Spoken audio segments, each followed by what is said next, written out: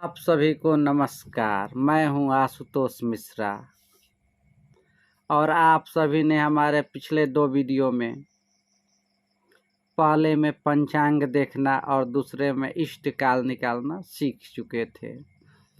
आज हम लोग भयात और भभोग निकालना सीखेंगे। इस प्रकार से एक एक करके हम सभी संपूर्ण कुंडली का निर्माण करना सीख जाएंगे। तो यदि आप भी कुंडली निर्माण करना सीखना चाहते हैं तो जुड़े रहे हमारे चैनल से। तो चलिए हम वीडियो को शुरू करते हैं। मान लीजिए कोई जातक है जिनका जन्म 24 जुलाई 2022 को सुबह 8:25 पर हुआ है। इसी का हमें भयात निकालना है। तो भयात निकालने के लिए हमें ज़रूरत किसका होगा? तो यहाँ पर होता है भयात बराबर 60 माइनस गत नक्षत्र का मान। तो हमें गत नक्षत्र की जानकारी होनी चाहिए और इष्टकाल की जानकारी होनी चाहिए।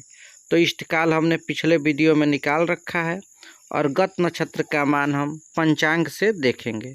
तो चलिए हम पंचांग पृष्ठ पर चलते हैं। तो जैसे कि हमने अभी देखा कि जातक का जन्म 24 जुलाई को हुआ है और 24 जुलाई को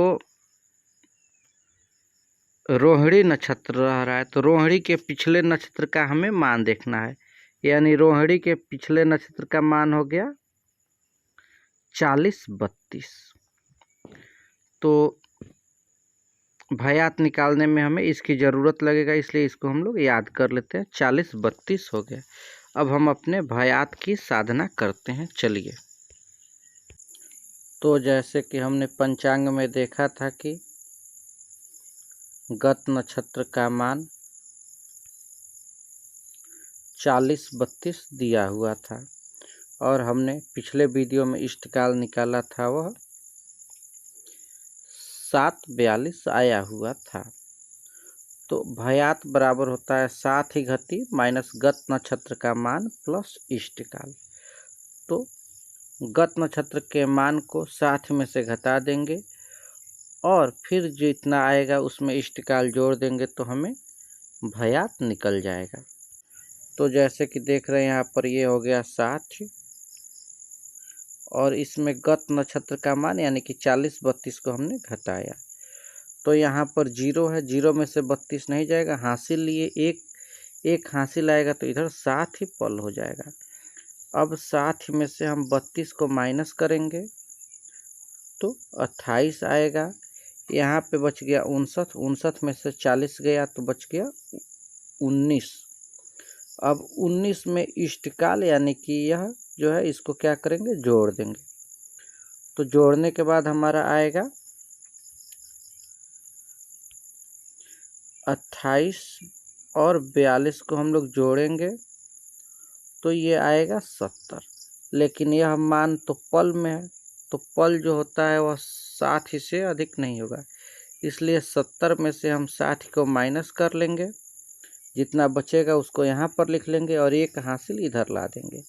तो 19 और 7 26 और 1 27 हो गया, यानी कि भयात हो गया 27 और 10। इसके बाद अब हम लोग भभोग निकालना सीखेंगे। तो भभोग निकालने के लिए हमें वर्तमान नक्षत्र के मान की ज़रूरत होगी। तो फिर हम वर्तमान नक्षत्र के मान को देख लेते हैं। तो यहाँ पे 45-48 वर्तमान नक्षत्र का मान दिया हुआ है। अब भभोग बराबर क्या होता है? तो भभोग बराबर यहाँ पर देखेंगे गत नक्षत्र का घटाया हुआ मान प्लस वर्तमान नक्षत्र का मान। अब गत नक्षत्र का घटाया हुआ मान अभी हमने देखा था 19-28 आया हुआ था और वर्तमान नक्षत्र का मान हमने पंचांग से देख लिया। इन दोनों को जोड़ देंगे तो जैसे अभी हमने बताया था कि ये जो है यह